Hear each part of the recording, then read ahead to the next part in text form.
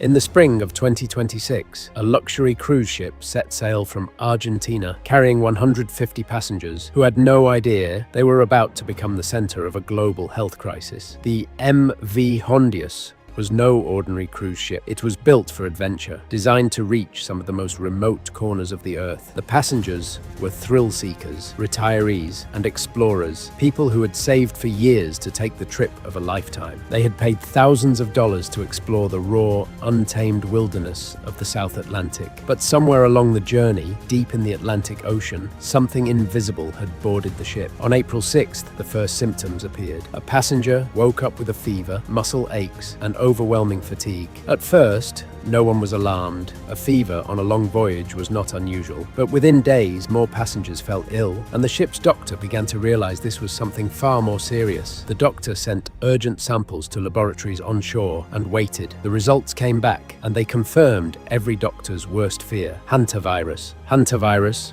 a rare, deadly pathogen with no vaccine and no cure, had somehow found its way onto a luxury cruise ship in the middle of the Atlantic Ocean. Hantavirus is typically spread through contact with infected rodents, their droppings, urine, or saliva. The Andes strain, the specific variant on this ship, is one of the deadliest, and unlike most strains, it can spread from person to person. This meant that every person on that ship, every passenger, every crew member was potentially at risk. The ship's captain was faced with an impossible decision: continue the voyage or call for emergency help. He chose to make an emergency call, and within hours, the world was watching. News agencies around the world began tracking the ship's location in real time, a floating biohazard in the middle of the ocean. Governments from the Netherlands, Germany, Spain, the United States, France, Turkey, and more scrambled to locate their citizens on board. On board, the passengers were told to isolate in their cabins, and the ship fell into an eerie, suffocating silence. Passengers described the experience as surreal,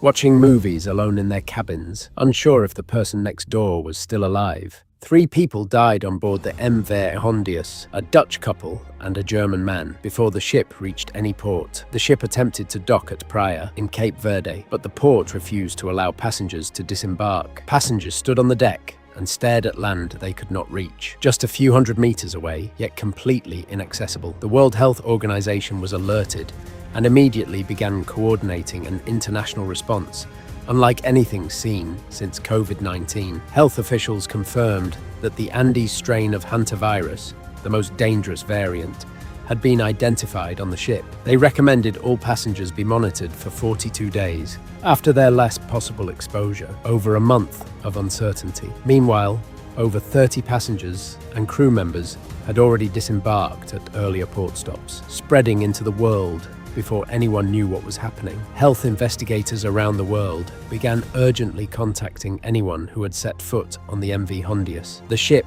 finally set course for the Canary Islands, Spain's territory off the coast of Africa, the nearest place willing to receive it. As the ship crossed the Atlantic, the remaining passengers tried desperately to keep their spirits up and their distance from each other. Every morning they woke up not knowing if they had been infected in the night. On May 9th, after days of drifting in uncertainty, the MV Hondius arrived at the port of Granadilla de Abona in southern Tenerife. Waiting on the dock were dozens of Spanish health officials in full hazmat suits, a sight that made the gravity of the situation impossible to ignore. The evacuation was carefully organized. Passengers were brought off the ship in small groups, sorted by nationality. Spanish nationals were evacuated first, followed by Dutch, German, Belgian, Greek, Turkish, French, British, and American passengers. In total, 94 passengers and crew members were evacuated from the ship and taken to medical facilities across Spain. Meanwhile, 17 American passengers were airlifted separately, 2 of whom tested positive for Hantavirus upon arrival in the United States.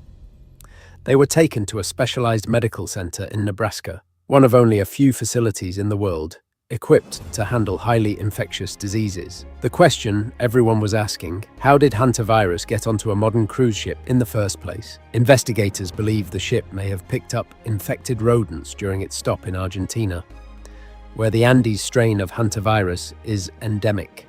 A single infected rodent carrying the virus in its body may have boarded the ship completely undetected.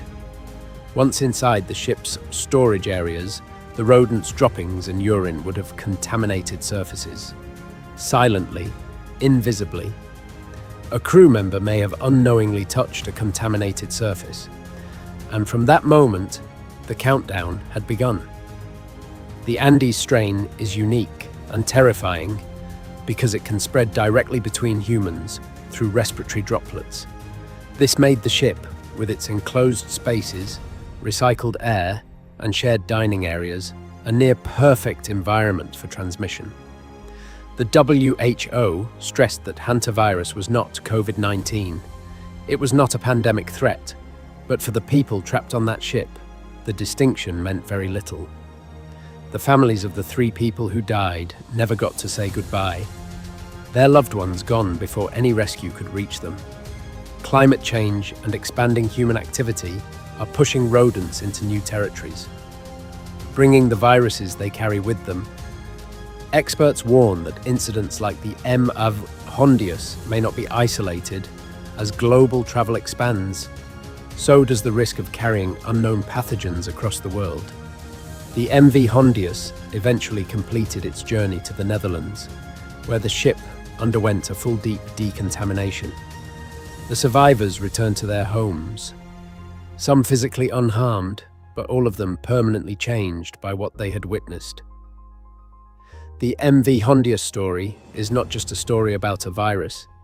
It is a story about how fragile the boundary is between normal life and catastrophe.